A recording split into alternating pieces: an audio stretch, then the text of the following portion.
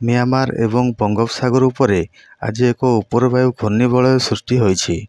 यह धीरे धीरे पश्चिम आड़ को गति करिवार संभावना रही एवं यार प्रभाव रे 25 सेप्टेम्बर रे केंद्रीय बंगोपसागर उपरे एक लघुचाप क्षेत्र सृष्टि होबार संभावना रही। तेबे आज संध्या सुधा 3टी जिला को ऑरेंज वार्निंग जारी करा जाइछि।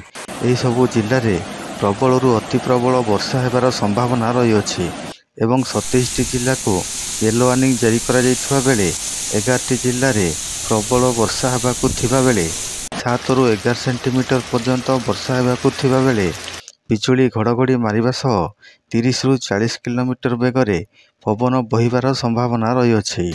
बाकी 16 जिल्ला रे मध्यम धरणर वर्षा होबाकु थिबा बेले बिजुली घड़घड़ी मारिबा सह 30 रु 40 किलोमीटर बेगरे पवन बहिबार संभावना रही। तेबे चलंतु जानिबा केउं सबु जिल्ला रे प्रबल वर्षा होबा सह बिजुली घड़घड़ी मारिबो एवं पवन बहिबो। तेबे से सबुर संपूर्ण विवरणी जानिबा पई आम भिडियोटी को शेष पर्यंत देखंतु।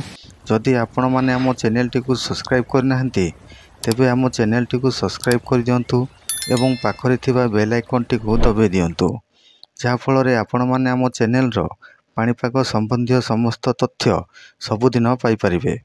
केंद्रीय बंगोपसागर उपरे सृष्टि होइथिबा लघुचाप क्षेत्र पश्चिम दिगरे गति करी दक्षिण ओडिशा एवं उत्तर आंध्र प्रदेश उपकूल रे एक डिप्रेशन रे केंद्रित होबार संभावना रही। यह प्रभाव रे 27 डिसेम्बर रे दक्षिण ओडिशा एवं उत्तर आंध्र प्रदेश उपकूल अतिक्रम करिवार संभावना रही। तेबे ऑरेंज वार्निंग जारी करा जाइथिबा 3 जिला हेउछि कोरापुट, नवरंगपुर, नुआपड़ा। एही सबु जिल्ला रे प्रबल रु अति प्रबल वर्षा होबार संभावना रही। येलो वार्निंग जारी करा जाइथिबा 27 जिला गुड़िक मध्यरु 11 जिला जोंटी प्रबल वर्षा होबार संभावना रही।